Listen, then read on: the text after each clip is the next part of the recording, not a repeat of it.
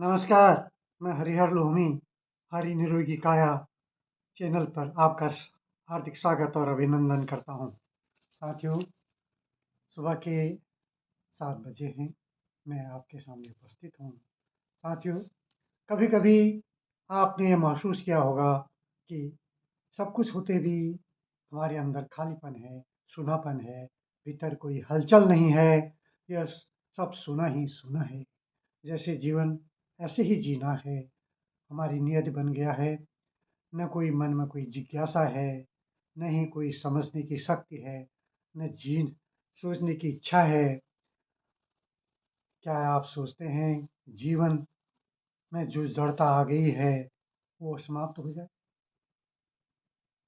आप पहले ये सोचिए कि जड़ता आई क्यों? इस तरह के विचार हम लोग आए क्यों? क्योंकि हमारा मन ऐसे एक कोठी बन चुका है, जिसमें हमने बहुत सी ऐसी गलत धारणाएँ, गलत विचार, दुःख, दर्द ठूँस के भर दिए हैं, जो सड़न पैदा करते हैं और हमें कुछ सोचने की हमारी सोचने की क्षमता ही समाप्त हो गई है और हम अवसाद में आ जाते हैं। साथियों, कभी आप गंभीरता से सोचिए कि हमारे शरीर में जो हमारे करीबन 78 ऑर्गन्स हैं और हमारे शरीर में जो 360 जॉइंट्स हैं, क्या ये सब सारे सक्रिय हैं? इनके सक्रिय न होने का कारण क्या है? इसका कारण ये है कि हम चुपचाप किन्हीं विचारों में खोए रहते हैं और वो विचार हमसे चिपक जाते हैं और मन में एक ऐसा अवसाद भर जाता है कि हम बाहर सोच ही नहीं सकते, किसी चीज़ के बारे में सोच नहीं सकते। खाना खाते हैं तो ध्यान से नहीं खाते हैं। आप ये समझिए कि हमारा सारा सारा तंत्र जो है हमारे मस्तिष्क से जुड़ा हुआ है। हमारा पाचन तंत्र भी हमारे मस्तिष्क से जुड़ा हुआ है। पाचन तंत्र जब हम कोई चीज़ हम ख हमारे मन में किसी चीज़ को खाने का विचार आता है, तो पाचन तंत्र को इसका संदेश देता है। वो वहाँ से प्रतिक्रिया व्यक्त करता है, ये खाना मुझे पसंद नहीं है, इसको खाने से मुझे नुकसान होता है। बुखार आया है, तो मुझे ये चीज़ नहीं खानी है या पेट में दर्द है, गड़बड़ है, गैस है, अपच है, तो इस तरह का भारी खाना मुझे नहीं खाना है। अगर हमारी किडनी में अगर हम कोई ऐसा भोजन ले रहे हैं जो किडनी के लिए नुकसानदेह है, तो तुरंत हमारा किडनी से मैसेज जाएगा, आप क्या कर रहे हो?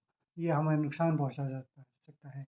लीवर में हम जो खाना लीवर से भी हमारा संदेश जाता है। हमारे सारे जो ऑर्गन्स हैं, वो संदेश भेजते हैं कि आप इस तरह का भोजन हमें नहीं भीजिए। हम परंतु किसके बस में रहते हैं? जीभ के, जीवुली के। और जीभ जो है चं चंचल है, वह चटुरी है, उसको तो स्वाद चाहिए। जब हमारे जीभ के नीचे यहाँ से जब नीचे जाता है, तब उसका कोई स्वाद का कोई अनुभव नहीं होता है। यहाँ से अनुभव होता है हमारे ऑर्गन्स को हमारे पास जो आया है, वह क्या है, कैसा है, कितना विषाक्त है, हमारे लिए क्या है। तो इसीलिए हम एक तो हम मन से खाना नहीं खाते हैं।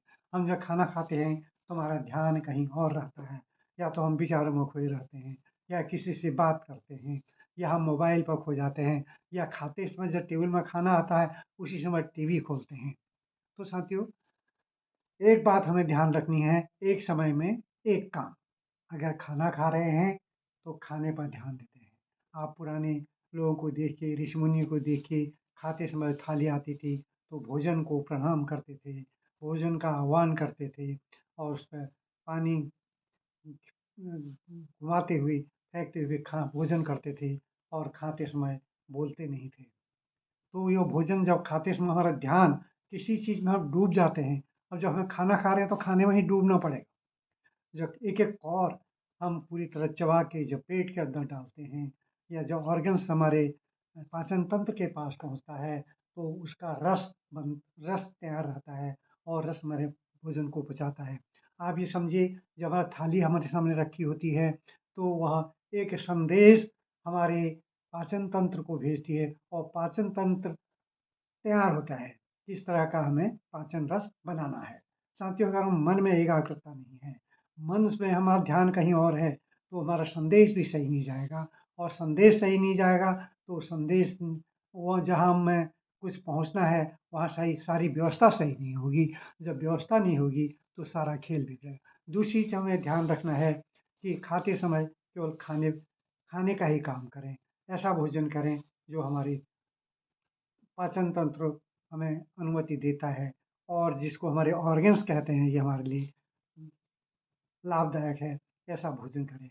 दूसरा, हमारे अंदर ऐसा कूड़ा भरा हुआ है, हम बार-बार उससे चिपक जाते हैं। हमारा सबकॉन्शियस माइंड बार-बार उन घटनाओं को, उन बातों को जो हमने बचपन से लेकर आज तक पाल रखी हैं, उनको सामने लाता है। हम रोज़ अपने घरों की सफाई करते हैं, कोनों-कोनों से झाड़ू, कूड़ा निकाल के उसके बाहर फेंकते हैं और कूड़े को हम जला देते हैं या कूड़ा गाड़ी में फेंक देते हैं। परंतु हम अपने अंदर जो कूड़ा हमने मन में जमा किया हुआ है, ढेरों कूड़ा जो हमारा स्टोर हो चुका है और वहाँ दुर्गंध आने लगी है, उस कूड़े को हम ध्यान नहीं देते हैं। उससे बार-बार चिपकते हैं, दोस्ती करते हैं और जब दोस्ती करते हैं, तो उसका परिणाम आप देखिए, उस दो जब हमें किसी से गहरी दोस्ती होती है, तो उस दोस्त के बिना हम नहीं रह पाते हैं। इसी तरह हम उस कूड़े के बिना भी नहीं रह पाते हैं। इसलिए साथियों, आज हमको एक ऐसा संकल्प लेना है, एक ऐसा अपने अंदर एक विश्वास जगाना है, एक धैर्य के साथ संकल्प लेना है कि हम अपने लिए, अपने जीवन में अपने लिए भी कुछ समय निकालें। हम दूसरों के लिए बहुत समय अपने परिवार के लिए अपना जीवन समर्पित कर देते हैं, परंतु हम कभी अपनी ओर झाँक के नहीं देखते हैं। इसका सीधा अर्थ हुआ है कि हम अपने आप से प्यार नहीं करते हैं। प्यार करते हैं, अपने बच्चों से प्यार करते हैं, अपनी पत्नी से प्यार करते हैं, अपने लोगों से प्यार करते हैं, अपने दोस्तों से प्यार करते हैं, पर कभी हम अपने आप से प्यार नहीं करते हैं। यदि हम अपने आप से प्यार कर रहे होते, तो अपने अंदर भी झाँकते, हमारे अंदर जो कूड़ा भरा हुआ है और जो हमें बार-बार हमारे सामने आकर के हमारे शरीर को नुकसान पहुँचा, उसको हम बाहर ज़रूर फेंके होते। साथियों, हम सबसे पहली गलती तो हमारी है, हम अपने आप से प्यार करना सीखो। जो इंसान अपने आप से प्यार नहीं करता है, अपने बारे में नहीं सोचता है, वो दूसरों के बारे में सोचता है, तो ऐसा कहे मैं बच वो भी एक मिथ्या मिथ्या है, गलत है, झूठ है, वो तो दिखाऊपन है। साथियों, पहले हम अपने आप से प्यार करें। जब हमारा शरीर सही है, तभी हम दूसरों का ध्यान रख सकते हैं। इसलिए शरीर अमूल्य निधि है। ईश्वर ने हमको जो इस दुनिया में उतारा है, वो किसी काम के लिए उतारा है। इसलिए नहीं उतारा है कि हम रोज़ खाना खाएँ, मस्त रहें और इसी तरह हम जीवन में अच्छे-अच्छे कपड़े पहनें और दुनिया से चले जाएँ।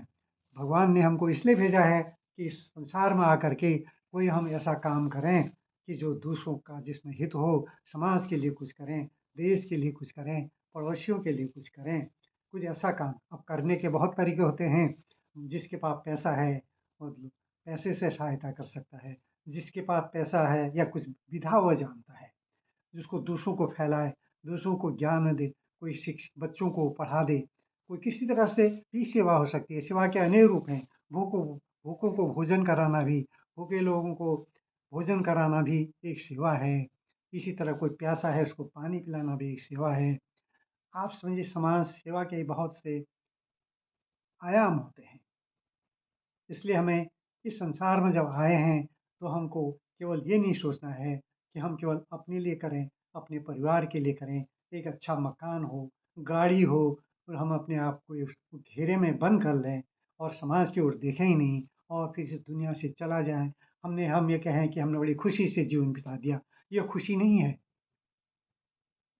यह हमारा अज्ञानता है। इसलिए हम खुशी तब है जब हम 10 लोगों के चेहरों पर खुशी ला सकें। उनके लिए कुछ उसका किसी भी रूप में, ये ज़रूरी नहीं है पैसा दे कर के हम कुछ करें, उसकी कुछ सेवा कर दें।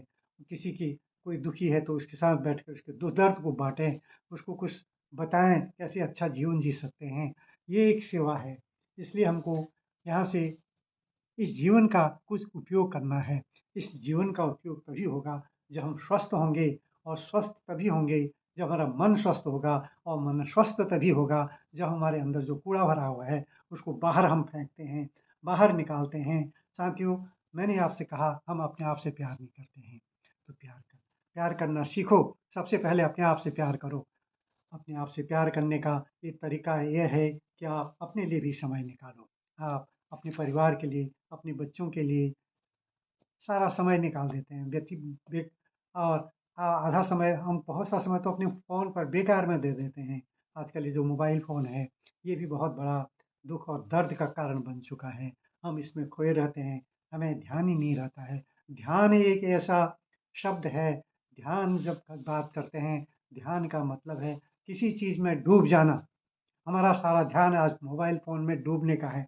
हम रील्स देखते हैं, बहुत से वीडियोज़ देखते हैं और उनसे केवल देखते हैं, उनसे सोचते नहीं, उसमें डूबते हैं और डूब जाते हैं और हमें ध्यान नहीं रहता है। साथियों, इसलिए मेरा कहना है जो सबसे बड़ा दुःख दर्द है, मोबाइल है। हम सुबह उठते ही मैं कभी-कभी देखता हूँ कि लोग बाग 3 बजे, 4 बजे सुप्रभात, नमस्कार आदि का मैसेज भेजते हैं। मतलब इसका मतलब है वो सो नहीं रहे हैं, उनकी निद्रा खत्म हो चुकी है। नींद का मतलब है 6 घंटे कम से कम सोना है, अच्छी नींद और एक नींद आनी चाहिए, वो ही निद्रा अच्छी कही जाती है। वो जगह आदमी एक नींद सोता है तो उसका स्वास्थ्य अच्छा होता है। जो बार-बार जिसकी नींद खुलती है, वो भटकता रहता है। नींद से जागने के पास भी मोबाइल देखता है या किसी ख़्यालों में डूब जाता है, तो वो निश्चित रूप से उसका मन मस्तिष्क किसी प्रकार की व्यथा से जकड़ा हुआ है, किसी प्रकार के विचारों से जकड़ा हुआ है, इसीलिए वो स्थिर नहीं हो पाता है। इसलिए हमें अपने को स्थिर रखने के लिए 1 घंटा अपने लिए निकालें।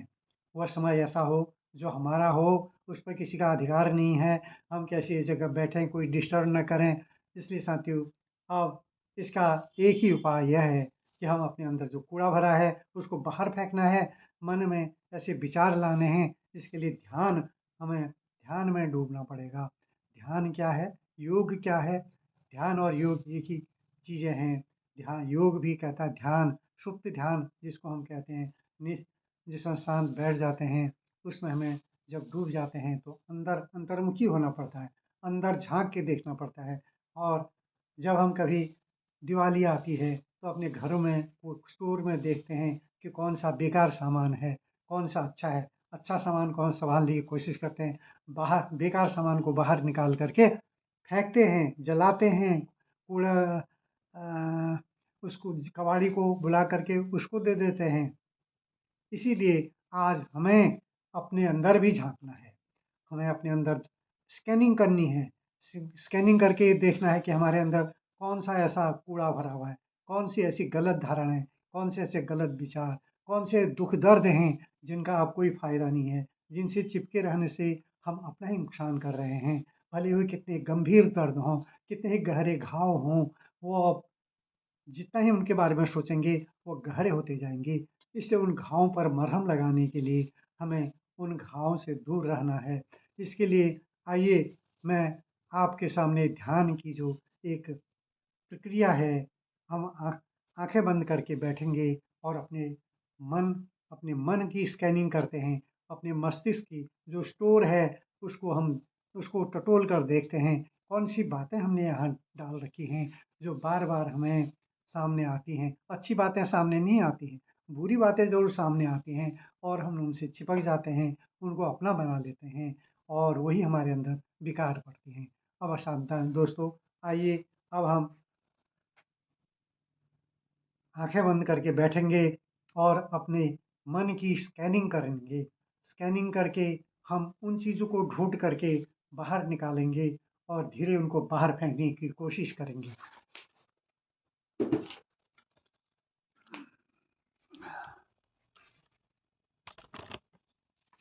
आप कहीं ऐसे स्थान पर बैठ बैठ जाएँ, कुर्सी में बैठ के भी कर सकते हैं। आप किसी आसन में बैठ जाएँ। एक आसन ले लें, आसन लेकर के आप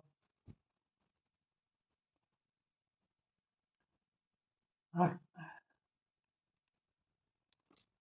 आँखें बंद रखनी है, रीढ़ को सीधा करना है, गर्दन को थोड़ा ऊँचा करना है और अब आपको आँखें बंद करके ध्यान देना है साँस पर। साँस पर ध्यान दीजिए और साँस पर ध्यान दीजिए, अनुभव कीजिए कि साँस हमारे नाक से आधा फुट नीचे से नाक से होते हुए कपाल, सर, गर्दन और फेफड़ों पर जा रही है। आप देख कहाँ तक पहुँच रही है और कहाँ से वापस आ रही है, इस पर आपको ध्यान देना है। आप पहले जो ध्यान की जब अपने आप पे ध्यान केंद्रित करेंगे, जब केंद्रित होगा तो धीरे-धीरे आपकी आदत बनेगी। फिर आप अपने मन मस्तिष्क में जो कूड़ा भरा हुआ है, उसको भी ढूँढ पाएँगे। अन्यथा दोहरे मन से आप उसको नहीं ढूँढ सकते हैं। आइए शुरू करें ध्यान, आँखें बंद, बिल्कुल शांत। अगर शरीर में कहीं सेंसेशन हो रहा है, कहीं खुजली आ रही है, तो उस पर भी ध्यान नहीं देना है।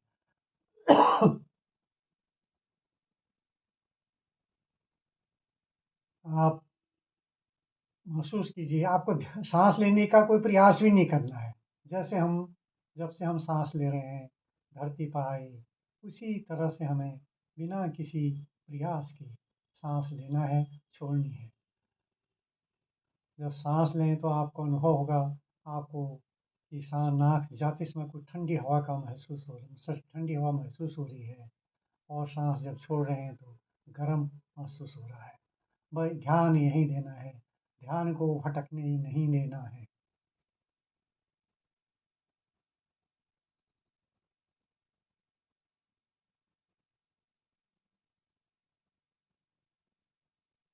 इनहेल, एक्सहेल, साँस लें, साँस छोड़ें। ध्यान भटकना नहीं है।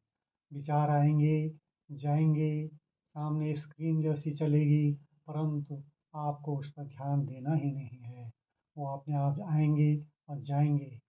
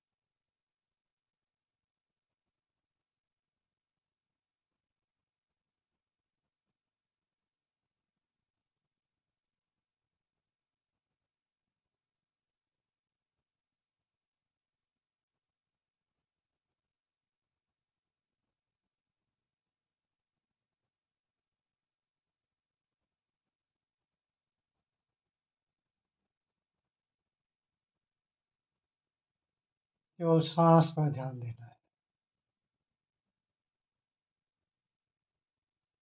आपको एक शांति का अनुभव होगा। अंदर से मन आपका शांत होगा।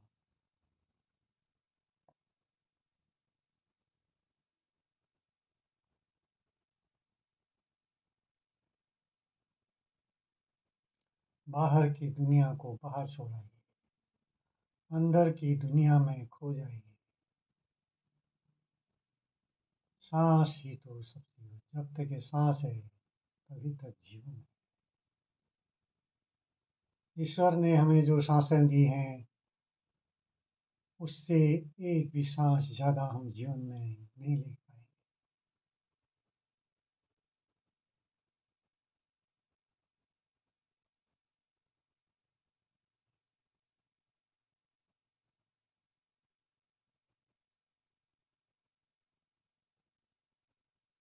साथियों, धीरे धीरे अपने मस्तिष्क, अपने मन के स्टोर में जाएं, जहाँ कूड़ा भरा हुआ है, कूड़ा ठस करके भरा हुआ है, कभी हम उसको बाहर नहीं फेंकते हैं। जिस तरह से आप दिवाली आने पर अपने घर के स्टोर के सामान को ढूंढते हैं, देखते हैं कि क्या बेकार पड़ा है, उसी तरह अपने आप मन की स्कैनिंग करें, मन के अंदर घुसें और देखें कौन सी चीज़ें बेकार पड़ी हुई हैं। ऐसी फालतू चीज़ें जिनका कोई अब महत्व नहीं है। बचपन में किसी ने कुछ कहा, उसने कुछ अच्छा कहा किया, परंतु उसको ध्यान में नहीं रखा। उसने एक भी बात, किसी ने, हमारे दोस्त ने, हमारे परिवार के किसी लोग ने या किसी पड़ोसी ने या हमारे गुरुजी ने कोई ऐसी कड़वी बात हमसे कह दी, हम उससे चिपके हुए हैं, उसको मन के अंदर डाले हुए हैं।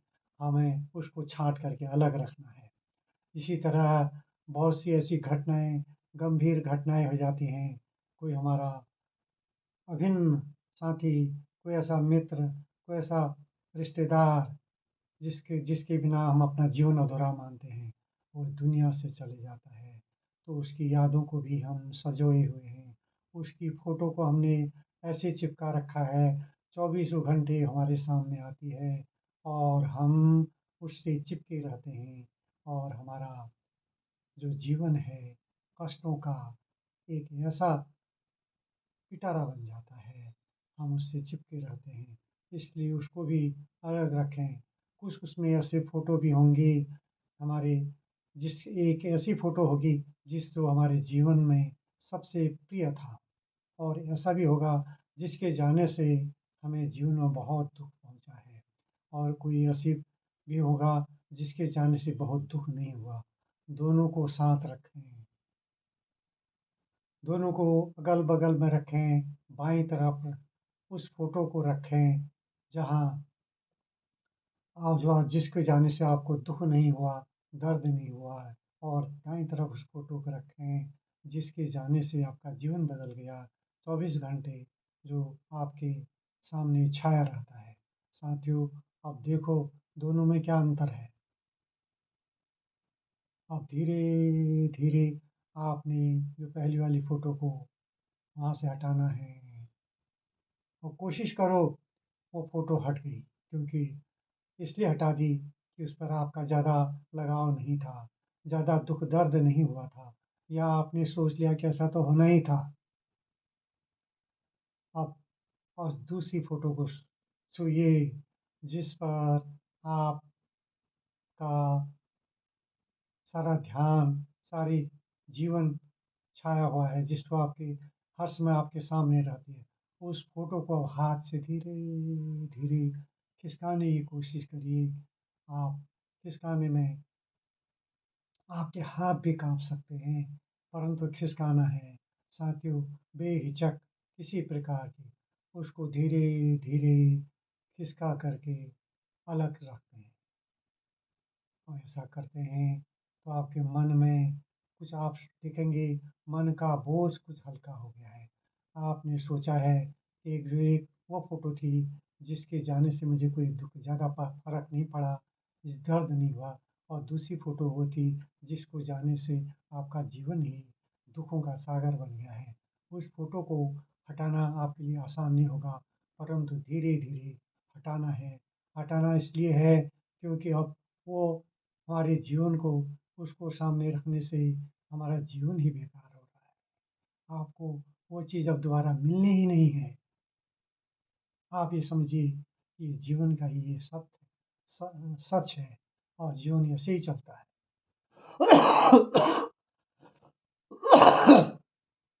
सॉरी, ज़रा तबीयत ठीक नहीं है, खाँसी आ रही है।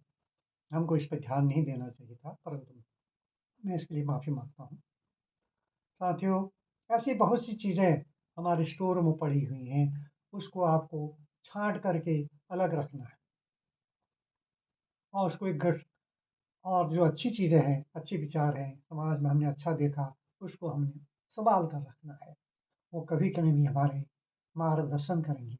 अब आप इस जो कूड़ा हमने इकट्ठा किया स्कैनिंग करके, ये जो बेकार है, कभी किसी ने हमसे कुछ कटु शब्द कह दिए, हमने अपने पाल रखे हैं, वो कटु शब्द क्यों कहे?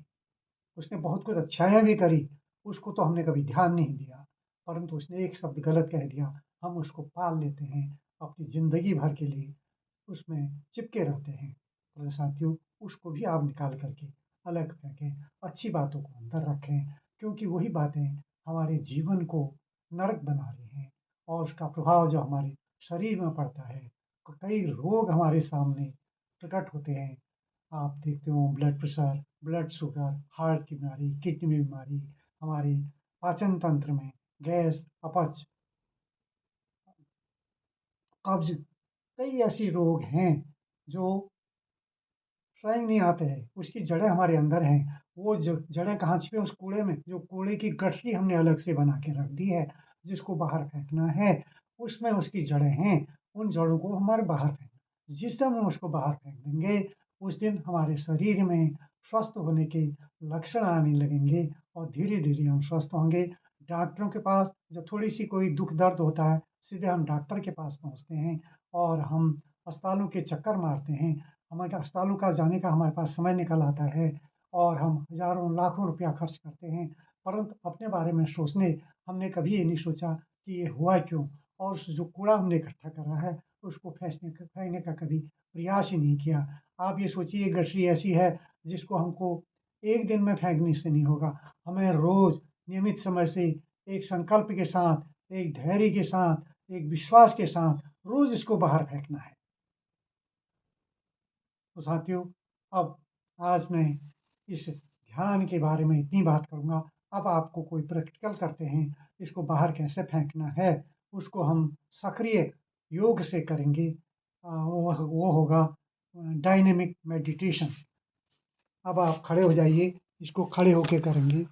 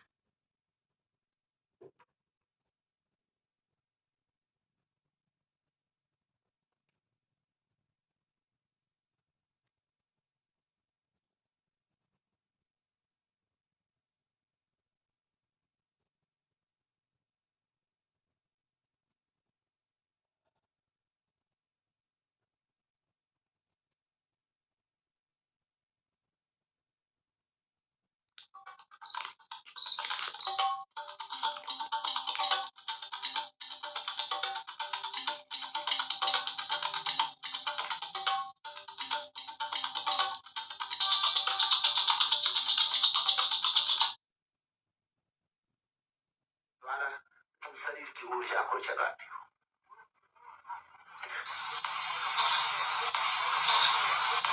प्रचोद करता था, ये एक रूप है। विचार ध्वनि अब आपको इसके पीछे कोई ध्वनि सुनाई देगी, कुछ गाइडेंस मिलेगी। अब हम सक्रिय मेडिटेशन, डायनेमिक मेडिटेशन की ओर हैं। खड़े हो जाओ, ऊर्जा की आंखें बंद कर लो। सक्रिय करते हो। श्वास के आंदोलन से तुम्हारे शरीर में जो जड़ता छा गई है और शक्ति के प्रवाह अवरुद्ध हो गए, उनको तुम तोड़ते हो अवरोधों को, ताकि तुम्हारा पूरा शरीर ऊर्जा की एक ज्वलंत लपट बन जाए। जब ये ऊर्जा की लपट घनी हो जाती तुम्हारे भीतर, तो दूसरे चरण में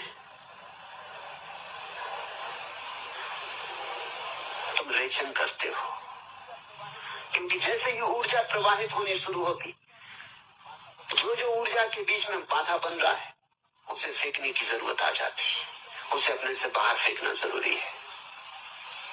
तो रेचन करते हो, ऊर्जा जगी, रेचन हुआ, फिर तुम खूब मंत्र का उच्चार शुरू करते हो। अब शरीर तैयार है, शरीर की बाधाएं हट गई, अब मन पर चोट की जा सकती है। अब मन सोया है, उसको भी सक्रिय किया जा सकता है। खूब ध्वनि के द्वारा या कोई भी ध्वनि का उपयोग किया जा सकता है। तुम अपने भीतर ध्वनि तरंगें पैदा करते हो, क्योंकि मन ध्वनि का ही एक रूप है, विचार ध्वनि का ही एक रूप है। ध्वनि की तरंगों से तुम विचारों को फेंकते हो, मन को सक्रिय करते हो। फिर चौथे चरण में तुम शांत मूर्तिवत खड़े रह जाते हो। 3 चरण केवल तैयारी थे, चौथे चरण में तुम साक्षी मात्र रह जाते हो। पहला चरण शरीर पर चोट करता था, दूसरा चरण शरीर और मन के बीच में जो बाधाएं थी उन पर चोट करता था, तीसरा चरण मन पर चोट करता था, चौथे चरण में तुम अपने घर आ गए। सिर्फ आत्मा है, सिर्फ बोध है, सिर्फ साक्षी हो। ये 4 चरण ध्यान के, और 5वां चरण तो उत्सव है। वो जो साक्षी क्षण भर को जगा, जरा सी देर को झरोखा खोला, दूर आकाश दिखा, बादल दिखा, चांद तारे दिखे, जरा क्षण भर को सौंदर्य की वर्षा हुई, तो उसके लिए धन्यवाद दोगे ना? केवल धन्यवाद है, केवल अनुग्रह का भाव है, अभिनंदन है कि प्रभु तेरी कृपा अपार है। लेकिन इन सारी प्रक्रियाओं के बीच जो ध्यान का मौलिक अर्थ है वो साक्षी है।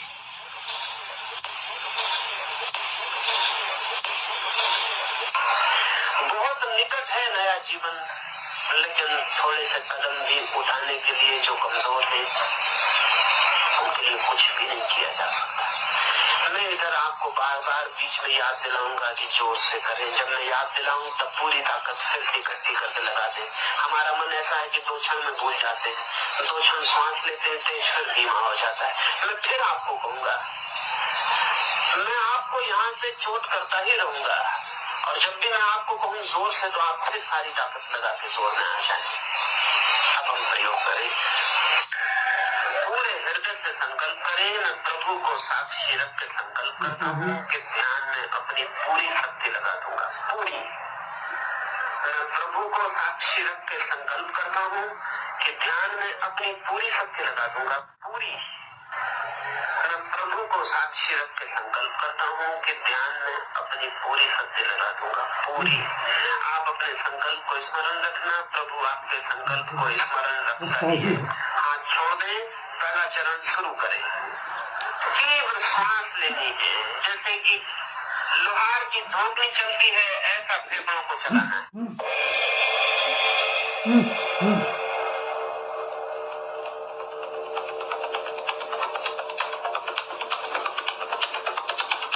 तीव्र पहले से ही पूरा तूफान उठाएं, धीरे धीरे चलें।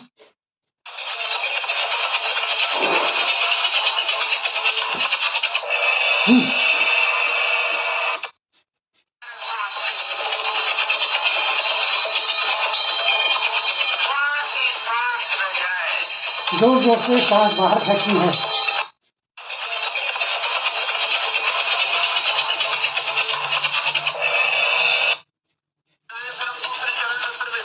पूरी शक्ति में आ जाएंगे तो ही दूसरे में प्रवेश होगा। लगाएं पूरी शक्ति, 1 मिनट पूरी शक्ति लगा दें, सांस ही सांस रह जाए।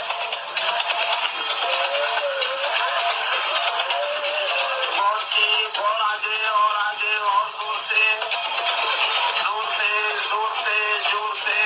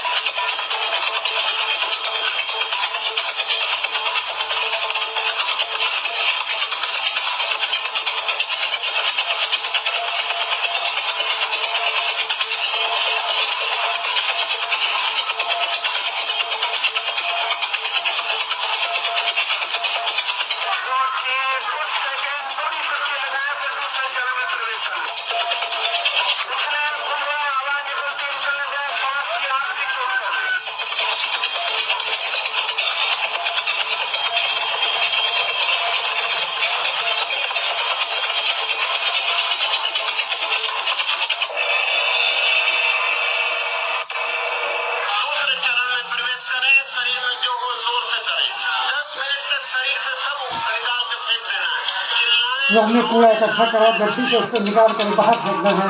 देर जोर से चिल्लाएं, रोएं, हंसें, नाचें।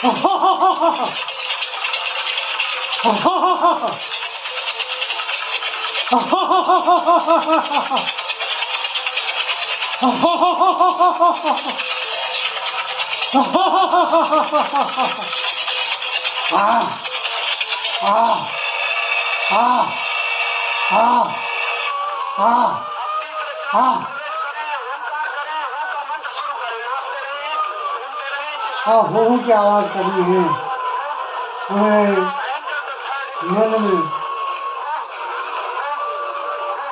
उसको बाहर फेंकना।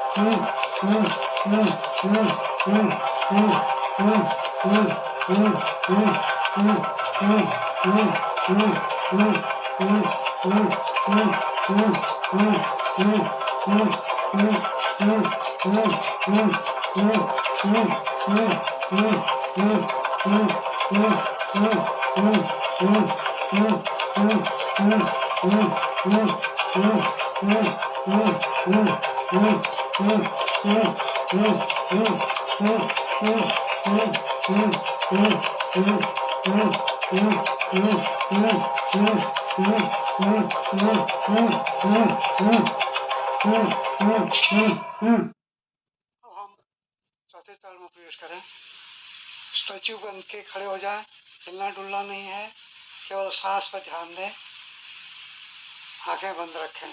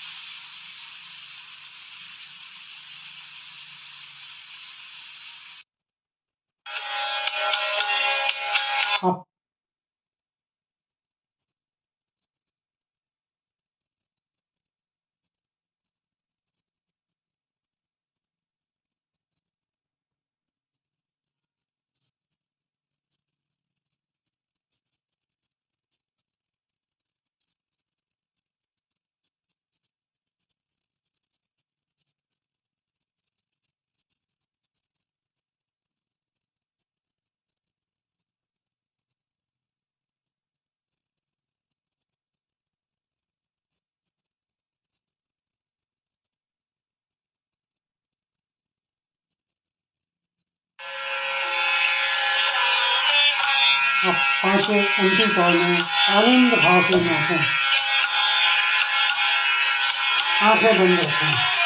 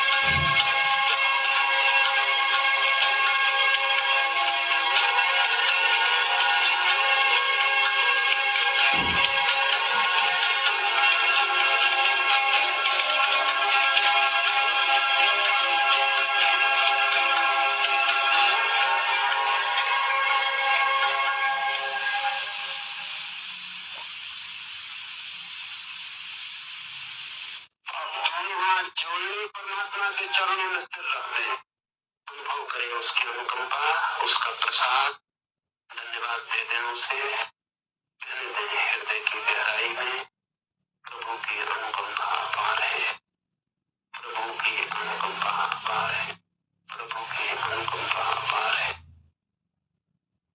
सुबह का ध्यान पूरा हुआ।